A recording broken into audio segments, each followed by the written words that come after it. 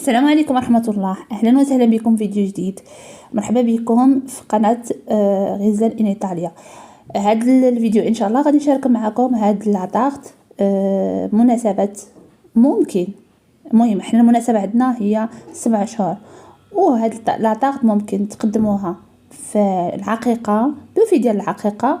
وغادي نشارك معكم باختصار كذلك المرافقات اللي درت معاها الماغنوم كيك وداك ليكور حتى هما نفس الحشوه ديال ماغنوم كيك شي يقولها قبعه سلطان او الكريميسه ولي كاب كيك، كلهم بنفس التيم اللي هو الفيغ او ولا الفيغ بلو ولا ماشي يقولوا له. المهم وكذلك الصابلي ديال صابلي بيرستيج موتيف ديال العقيقه، تيم واحد بالارجنتي الفيغ بلو يمكن هكا كيقولوا له. غادي نشاركو معكم، وكانت لاول مره هذه التجربه ديال لاطاغت مراه حامل. والحمد لله والشكر لله انني توفقت وقديتها كيف ما كنت باغيه وما احسن. يعني كنت دايره واحد المخطط صراحه الله، انا ما عنديش شي تكوين ولا شي حاجه، وانما غير من خلال من تعجبني شي حاجه ما كنديرش، ما كنقتصرش على فيديو واحد، وانما كنبقى فيديو 2 3 4 نقدر نوصل حتى ل 10 حتى ل 20 فيديو. كنتبع المراحل، كنشوف المكونات، كنشوف الطريقه، كنشوف المهم كاع الحاجه اللي كتكون مستعصيه كنبقى متبعها حتى كنشوف كيفاش مثلا غادي دار السفيفه، كيفاش غادي دير لي موتيف، كيفاش غادي دير لي ديزاين الباط الكولور. المهم كنبقى غاديه معاها حتى كنفهمها، بحال شكل ملي غادي تدخلي مدرسه وغادي تعلمك واحد المايسترا ولا هكا. كان يكون المايسترو ولا المايسترا هو الفيديوهات اللي تيكونوا في اليوتيوب. من هذا المنبر كنوجه لهم لجميع القنوات اللي تيقدموا واحد المحتوى اللي هو تيفيد، تنقدم لهم انا جزيل الشكر. وبسم الله على بركه الله. غادي نبدا معكم انا جينواز، ما غاديش نمشي معكم بالمراحل اللي مشيت فيها انا، وانما على حسب المراحل اللي غادي تفيدكم نتوما وغادي تكون متسلسله ومترتبه. اول حاجه غادي نشارك معكم اللي هي لا جينواز. نقول لكم ونوصيكم انكم تعتمدوا هذه الطريقه، لانها صراحه الله جد ناجحه مليون في المئه، ماشي 100%. هنا بالنسبه لهذا المول اللي درت فيها انا هذه الكيكه، ما عرفتش بالضبط القياس ديالو، وانما مشيت على البول ديال العجانه ماشي الكبيره وانما المتوسطه. خديت 8 ديال البيضات، 8 ديال البيضات مع 304 ديال السكر، 304 ديال الدقيق، وجوج ساشيات ديال الفاني. فصلت البيض على الصفر، طربت البيض بوحديته مع السكر بواحد الطريقه اللي هي تدريجيه. كنخدم وكنزيد واحد شويه 3 ديال المراحل اللي درت بهم السكر حتى طلعت لا مورانغ، ودرت هذاك المنقار. ومن بعد بديت كنضيف الصفر ديال البيضه بيضه وكنطرب شويه باش ما تطيحليش لا باغاي. تنضيف بيضه وكنطرب حتى تكون لي الخليط ونساجم. من بعد غادي نضيف الدقيق اللي غادي يكون على مراحل، تقدر تكون على 4 على 5. المهم كنضيف واحد المعلقه وكنقبض سباتول، كنطلع من التحت للفوق بواحد الطريقه اللي هي بشويه، لان هنا هي اخطر مرحله، وهنا هو اللي كيلعب عليها واش غتنجح لك لا جينواز ولا غادي تضيع لك. هنا راني مزربه الفيديو ماشي هكا، راه الفيديو انا راه خديت وقتي معاه، راه تقريبا شي 10 ديال الدقائق، وانا كنخلط الدقيق مع لا مورانغ. كندير مثلا المعلقه ديال الدقيق مغربل، ضروري تغربلوه، وكنخوي داك المعلقه وكنبدا ناخذ سباتول نجبد من التحت ونطلع للفوق، نجبد من التحت ونطلع للفوق حتى كنشوف عاوتاني ما بقاليش نهائيا الدقيق، ونضيف الملعقه الثانيه. المهم المقدار ديال 304 ديال الكيلو ديال الغرامات. هنا خديت ليمون باش ندير البواترين، خديت زلافات كما كتشوفوا الحجم اللي بغيتو. بالنسبه عفوا للكريشه خديت البول ديال العجانه. صراحه الله ما عارفاش القياس باش ما نكذبش عليكم، نعطيكم شي حاجه اللي هي غلطه. دهنتو بالزبده مزيان، رشيتو بالدقيق، خويت في النوبه الاولى واحد الكميه اللي هي متساويه في البواطرين، ومن بعد اللي بقى لي كله درته في الكريشه ودخلتها على درجه حراره 160 تقريبا. لي بواطرين وجدوا ما بين واحد ما كاملاش 15 دقيقه، والكريشه خدات موراهم تقريبا شي 15 دقيقه كذلك. من بعد ما خرجتها من الفران خليتها تبرد، ومن بعد عاوتاني جبت داك المنشار باش كيقطعوها، قطعت الكريشه على 4 ولي بواطرين على 3 وخليتهم كذلك يبردوا. بالنسبه للتقطاع كتاخذوا هذاك المنشار كتبركوا على هذيك الكريشه، ما كتحركوش الكريشه، كتبقى بلاصتها. المنشار هو اللي كدوزوه دوزه وحده، ما ديروش بحال اللي كتجروا، غدوزو نيشان بحال اللي كتنشروا، وباش ما الا درتو هذيك الجران كتجروا معاكم الحشوه وكتضيع لكم لاجينواز. كما كتشوفوا معايا الكريشه على 4 ولي بواطرين على 3. هنا غادي ندوز معاكم المرحله اللي غادي ندير الحشوه ديال المقرمشه، الطبقه المقرمشه. خديت النوغا ديال اللوز هرمشتها، خديت كيت كات على حسب نتوما شنو بغيتو، حتى هو قطعتهم ماشي قطع صغيره انما متوسطه. لوتوس مع واحد البسكوت بحال الطاقه ديال المغرب، ونوازيت هنايا كل شيء قطعته كما كتشوفوا، ماشي ما مليناهمش ما طحناهمش، وانما قطع كبارين باش تبقاو تحسوا بهم في وسط لاجينواز صافي. ومن بعد غادي ندوز معكم باش نشارك معكم الكاناش باش غادي نغطي وباش غادي ندير داك السيركل اللي ما يخليش الكريمه تخرج.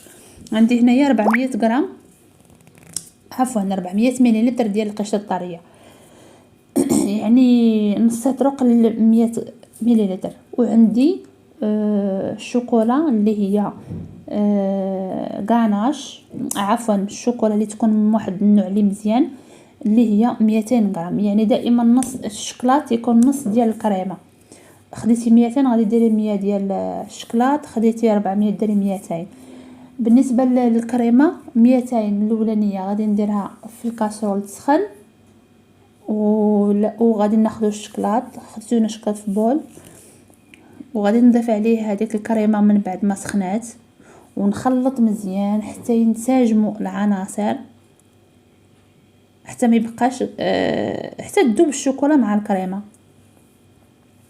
من بعد غادي نضيف داك 200 مليلتر اللي باقيه بارده، وغادي نخلط مزيان، وغادي ندير عليها الوجه ديالها باش ما تربليش داك القشره القاصحه.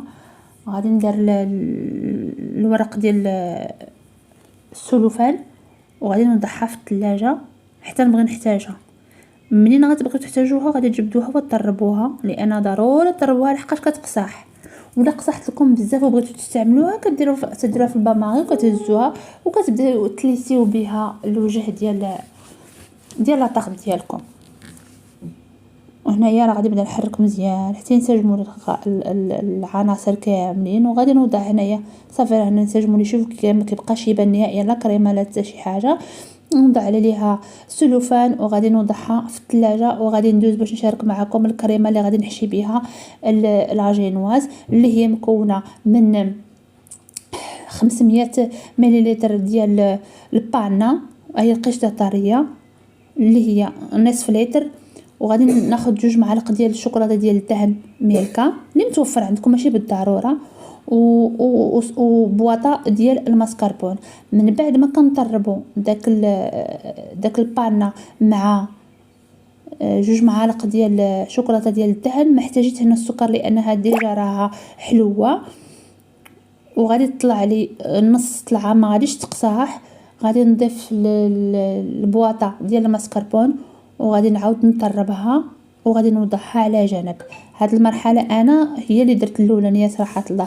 خدمت هذيك الطبقه المقرمشه ديال النوغا وديال النوازيت وداكشي وحطيتهم على جنب، ودزت الكاناش لان خصو يرتاح ويشد راسو. ومن بعد خدمت الكريمه ودرتها في بوطه ودرتها في الثلاجه، ومشيت خدمت العجينه ديال السكر. وعاد اخر مرحله اللي كانت هي لاجينواز. هنايا بديت كما كتشوفوا راه واحد البليصه راها فازكه، بديت كنسقيها بالحليب، وعاوتاني ما قلت ندير شي غوستو اللي يكون باين في باش نسقيها، ضروري انكم تسقيوها. ودرتها في داك الصحن الدوار وضعت الورق ديال كارطه فورنو كما كتشوفوا. الكاناش هو اللي درت به داك السيركل اللي على برا باش يشد لي الكريمه ما تخرجش من ضغط على لا جينواز. غادي ندير واحد السيركل كما كتشوفوا هكا، ومن بعد غادي ندير الكريمه ديال الحشو في الوسط، وعاد غادي ندير داك المكونات اللي هما كيديروا داك الكروستيو اللي هو النوازيت والنوغا ديال اللوز والبسكوت ديال الكيت كاتو وداك الشكل ديال الطاغير ونوازيت. وغادي نبقى مستمره هكايا. نسقي لا جينواز، ندير السيركل ديال الكاناج في الوسط، ندير الكريمه ديال الدهن، من بعد الطبقه المقرمشه، ونوضع عاوتاني الطبقه ديال الجينواز. وما تنساوش تسقيوها ضروري. وغنبقى غادي مستمره هكا حتى نكمل الطبقات الاربع كاملهم. وكذلك نفس الطريقه هي اللي غادي نستعمل في لي بواترين. قسمتهم على 3، نسقيهم، ندير الكاناج، ندير الكريمه ديال الحشو، الطبقه المقرمشه، ومن بعد غادي ندخلهم الثلاجه. غادي ندير عليهم السلوفان باش ما يشمش الريحه، راكم عارفين الثلاجه كتكون فيها مخلطين. غادي ندير لها السلوفان، نغمقها مزيان، ما ديروهاش في الفريغو. انا ما درتهاش في الفريغو، غادي نديرها غير في الثلاجه حتى لا غد ليه في الصباح. من بعد غادي نجبد داك الكاناج ديالي، غادي نطربو، وغادي ندلسي به لا طاغط ديالي. كاع داك لي ديفوهات كاملين، داك الفراغات اللي كيكونوا ما بين طبقه وطبقه، داك الطبقه اللي ما كتكونش متساويه كما كتشوفوا هنايا. وضعت هذيك البقايا اللي حيت من لي بواطرين من التحت حيت كانوا طبوقوا باش يجيو مستابيليزين، هي اللي عمرت بها هذاك الفراغ اللي تيكون ما بين لي بواطرين والكريشه، باش ما يجينيش من نوضع العجينه ديال السكر يبقى داك الفراغ ما بين لي بواطرين والكريشه باين. عمرته بهذيك لا جينواز اللي بقات لي، ودرت عليه الكاناش من بعد ما ذوبته. وخديت هنايا العجينه ديال الشوكولاته اللي صاوبتها انا ديجا، راه غادي نخلي لكم الفيديو ديالها في صندوق الوصف. وبشكل اللي هو سريع خديت نصف باكيه 500 غرام ديال الشوكولا البيضاء، ذوبتها وضفت لها 200 غرام ديال الجليكوز وجوج ورق ديال الجيلاتين، ذوبتهم كاملين. من بعد وضعت السكر كلاصي 300 غرام، وبديت كنخدمها كنعجن فيها. ودرت الكولوري الصفر والبلو، عطاوني هاد الفيغ بلو ولا الفيغ بلو بيترول ما نعرفش يقولوا له. ديجا هاد لي ديزيني هادو استعملت لي ستامبي ديال السيليكون بواحد المهم كان عندنا حنا الحفله 2. انا صاوبتهم نهار السبت، والجينواز وداك التحضيرات كاملهم خدمتهم نهار الحد، والمونتاج درتو نهار 2. وراه كانت يدي في الصابلي او ميم طون في لي ماغنوم وفي داك القليبات في داك الكريميسه. المهم هكا وهكا. هنايا من بعد ما سمحوا لي ما شاركتش معكم كيفاش ستامبيت هذوك، راه طريقه سهله. يعني من يكون عندكم لي ستامبي اي نوع بغيتو نتوما، اي شكل بغيتو نتوما، كتستامبيو فيهم العجينه ديال الشوكولا وكتخليهم هكا على جنب. من بعد من تتكملوا تتوضعوا داك التكشيط عليها، راه كتبقاو نتوما كيبان لكم التصميم اللي غادي اللي ديروه. وهنا كانت عباره عن سميطه وداك الشمار اللي غادي من البواطرين، ولي ديزيني ديال التكشيطه من الفوق، والسفيفه ديال القفطان اللي هو في البيض. وجناب الحاشيه درت لها هذيك زعما الدوره ديال السفيفه. ايوا وكان على هذا الشكل. درت لها داك الدوغي ديال البريون دوغي باش يعطي كاسي داك اللون البلو بيترون. ومن بعد كلمسه اخيره درت داك البريون باش تبان هكايا مع التصاور وتبان واحد الشكل اللي هو زويون. نتمنى تعجبكم هاد الكيكه ديال المراه الحامل، وجربوها وتقولي لي الراي ديالكم في لي كولور وكأول تجربه واش كانت تجربه ناجحه. انا بالنسبه لي تنعترف لراسي انها كانت تجربه جد ناجحه وعجبتني. وكما قلت لكم يعني تخيلت واحد الشكل وصاوبت واحد الشكل اللي هو اكثر من اللي كنت متوقعه. صراحه الله كتجربه اوليه اقتنعت بها وعجبتني، ونتمنى ان شاء الله نعاودها مره واحده اخرى، نجي شي مناسبه واحده اخرى وندير ما احسن من هادشي. هنايا غادي ندوز نشارك معكم لي ماغنوم وداك القليب والكريميسه كانوا بنفس الحشوه، غير الاختلاف الوحيد اللي هو كان في داك الكريميسه ضفت لها واحد الاضافه بما انها جايه بحال شكل كويسات، ضفت لها نيسلي كراميل اللي ديجا صوبته في الدار. ما عرفتش واش شاركته معكم ولا ما شاركتوش معكم، ولكن الحشوه كان بقات هي هنايا استعملت معكم هاد الكيكه اللي هي واجده وشاريها من السوبر ماركاتو مع لي مادلين، وزدت عليها واحد الزلافه مخلطه ما بين كاوكاو واللوز، كنت صاوبت البحلاوه وبقات ليا هي هذه، وضفت لها البسكوي ما يعادل واحد 300 غرام ديال البسكوي اللي هو هرمشتو غير بيديا، وضفت لها تقريبا واحد 100 غرام ديال الشكلاط غير قطعته هكا باش تجيني واحد الكروستيون في وسط من لي ماغنوم وداك الكراميسه وجمعتهم بالشوكولاته ديال الدهن بالنكهه ديال النوازيت باش يمشي التم ديال داك اللي درت في الطبقه المقرمشه بلي نوازيت وصافي. وبديت كان نخلطهم غير بيدي، ما درتهم لا في عجين ولا حتى شي حاجه، عجنتهم غير بيديا. المهم عجنتهم غير بيديا ما احتاجت لا عجين ولا حتى شي حاجه. كما قلت لكم درت الشوكولاته ديال الدهن بالنكهه ديال النوازيت. هنايا حطيت هاد الاسطامبه ديال الماغنوم، صراحه طلع عندي غير هاد الاسطامبه اللي فيها غير واحد 4. بالنسبه لي الناس اللي كيديروا هاد لي ماغنوم وداك الشيء ضروري من داك لي ستامبي اللي تيكون فيهم 8 يمكن ولا 10. هنا ذوبت الشوكولاته في حمام مريم، درت هذوك لي ماغنوم يجمدوا في المجمد، وجيت هنا لهاد القليب اللي ضروري خاصك باش ندير لهم الشوكولا.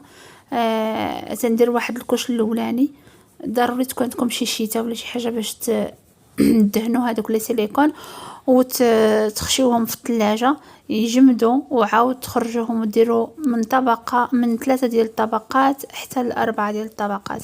المهم انا اكتفيت هنايا كاين اللي درت لها في النبل ولا طبقه غليظه، اكتفيت بجوج، وكاين درت لهم 3. هنا لي ماغنوم من كانوا كيجمدوا كنعاود ندخل ندير لهم الشوكولاته دغيا كتشد فيهم.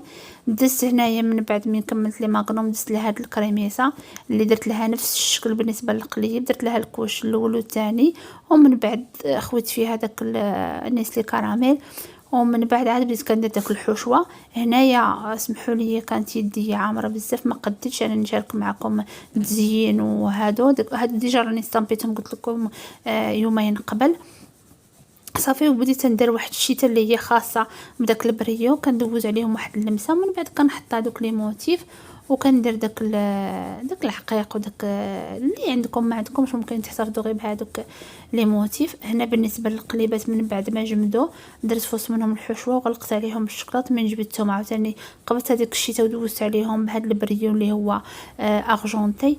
هانتوما كتشوفوا انا صورت معكم بعد هذه المرحله، يعني ضروري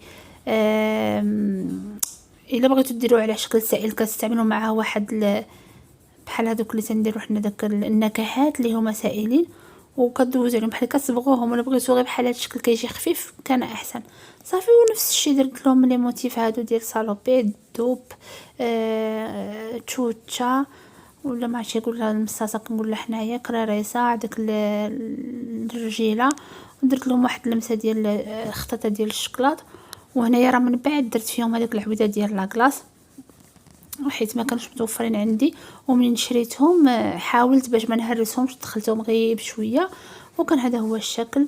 هذه هي لاطارت. هنايا كنت صورت لكم، خفت لا نمشي ما تتيحليش الفرصه من نكون عند الدار اللي فيها الحفله وما نصور لكم الشكل النهائي.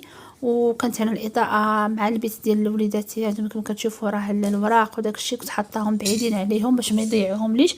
ومن جيت نجم باش نديهم الحفله درت واحد الفيديو اللي هو قصير، خفت نمشي لان دائما كنصاوب شحال من حاجه وما كتجيش الفرصه انني نصورها، قلت ضروري ندير واحد الفيديو صغير.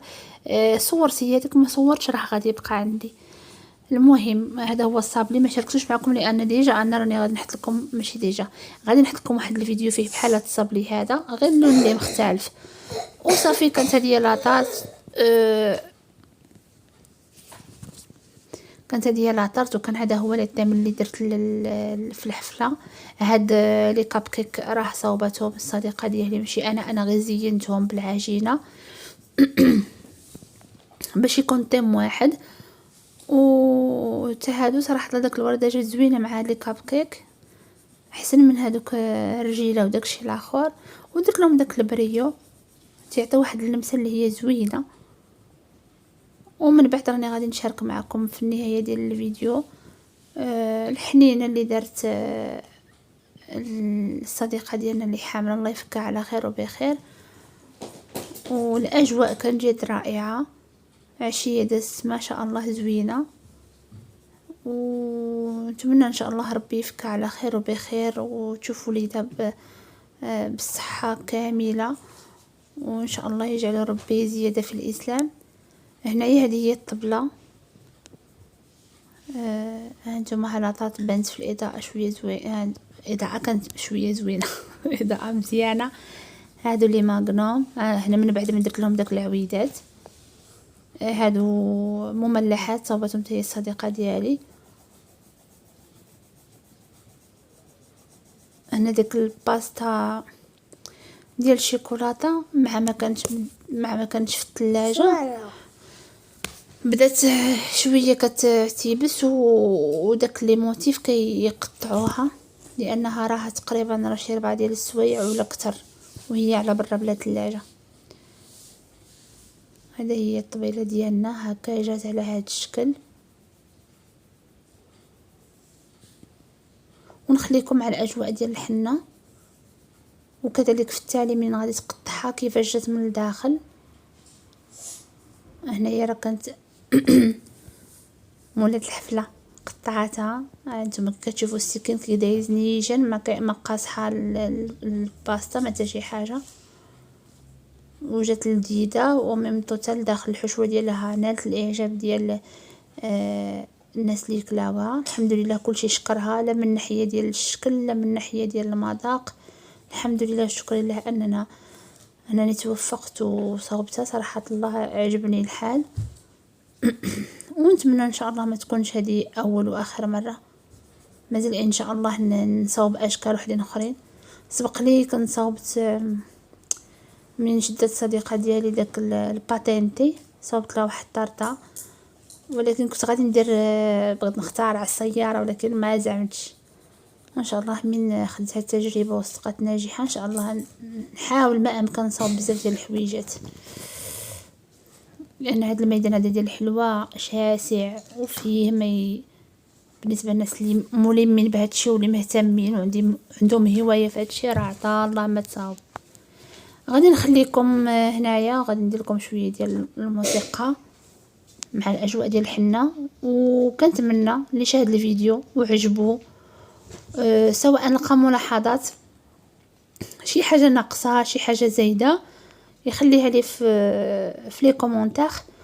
وما تنسوناش من جيم والبارطاج، واللي مازال ما نخارط في القناه ديال غيزلان ان ايطاليا ينخرط ويفعل زر الجرس باش يوصلوا كل جديد. وكما تقول دائما ابدا فضلا وليس امرا. ما تنسوناش من اللايكات باش الفيديو يتشاف في اكبر نطاق ان شاء الله. دمتم في رعايه الرحمن، الى اللقاء في فيديو لاحق. استودعكم الله الذي لا تضيع ودائعه.